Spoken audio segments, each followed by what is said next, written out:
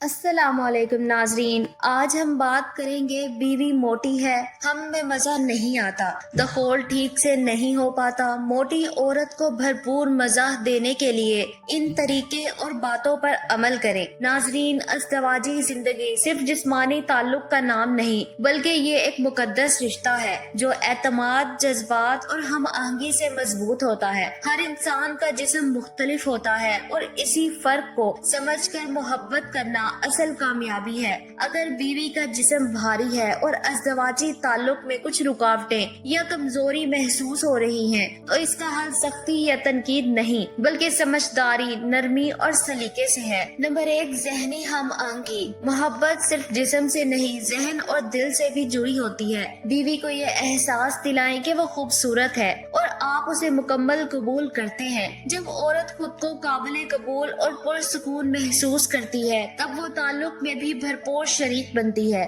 Number 2، مناسب طریقے کا انتخاب۔ ایسے جوڑوں کے لیے چند طریقے زیادہ موزوں اور آرام دہ سمجھے جاتے ہیں۔ پہلو با پہلو، اس انداز میں جسم کا وزن زیادہ نہیں پڑتا اور دخول میں نرمی اور کنٹرول رہتا ہے۔ عورت سب سے اوپر، اس طریقے سے بیوی کو اپنی رفتار اور گہرائی پر کنٹرول ملتا ہے جو زیادہ راحت بخش ثابت ہو سکتا ہے۔ بستر کے کنارے۔ بیوی اگر بستر کے کنارے لیٹی ہو اور شوہر کھڑا ہو یا گھٹنوں کے بل ہو تو دخول زیادہ آسان اور گہرائی کے ساتھ ہو سکتا ہے۔ نمبر 3، پیشگی قربت۔ جسمانی تعلق کی کامیابی کا بڑا حصہ قربت سے شروع ہوتا ہے۔ نرم لمس، پیار بھری باتیں اور جذباتی توجہ عورت کے اندرونی اعتماد کو بیدار کرتی ہے جو جسمانی رد عمل کو بہتر بناتی ہیں۔ نمبر 4، جذبات کا خیال رکھنا۔ موٹی یا بھاری جسم والی خواتین اکثر اپنی جسمانی ظاہری صورت پر حساس ہوتی ہیں۔ ان کے اعتماد کو ٹھیس نہ پہنچائیں بلکہ تعریف، توجہ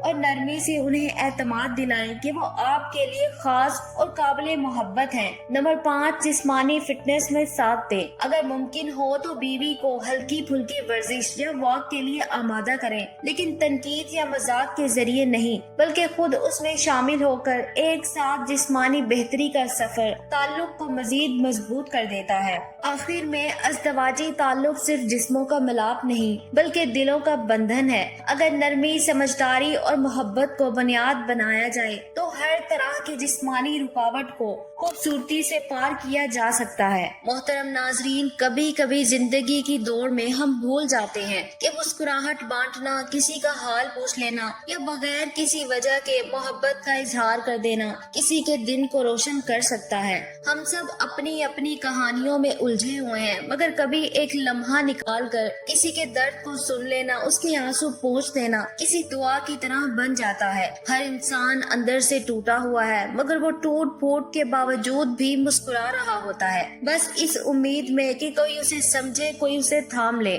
محبت صرف لفظوں میں نہیں، رویوں میں ہوتی ہے۔ ایک نرم لہجہ، ایک چھوٹا سا خیال، ایک ساتھ دیا گیا لمحہ، یہ سب کسی کا حوصلہ بڑھا سکتے ہیں۔ کبھی کبھار ہم وہ بن جاتے ہیں جو ہم خود کو دینا چاہتے ہیں، سکون، ہمدردی اور بے لوث پیار۔ تو آج کسی کے لیے وہ شخص بنو جو تم خود کے لیے چاہتے ہو۔ کسی کے دل کو چھو جاؤ کیونکہ شاید وہ دل اسی لمس کا منتظر ہو۔ اکیلے پن کا وہ لمحہ۔ زندگی میں ایک وقت ایسا ضرور آتا ہے جب انسان سب کے بیچ ہوتے ہوئے بھی خود کو تنہا محسوس کرتا ہے۔ مسکراہٹ چہرے پر ہوتی ہے، باتیں بھی ہو رہی ہوتی ہیں لیکن دل جیسے خاموش ہوتا ہے۔ کسی کو کچھ بتانے کا دل نہیں کرتا اور جو کہنا چاہتے ہو وہ الفاظ میں نہیں ڈھلتا۔ یہ وہ لمحہ ہوتا ہے جب سوال اندر ہی اندر چیخ رہے ہوتے ہیں، کیا میں کافی ہوں؟ کیا کوئی ہے جو سچ میں سمجھے؟ ہر انسان اس لمحے سے گزرتا ہے۔ کبھی دوست بدل جاتے ہیں، کبھی خواب ادھورے رہ جاتے ہیں، کبھی خود سے دور ہو جاتے ہیں اور کبھی اپنوں سے، لیکن یہ لمحے بھی ضروری ہوتے ہیں کیونکہ یہ خاموشیاں،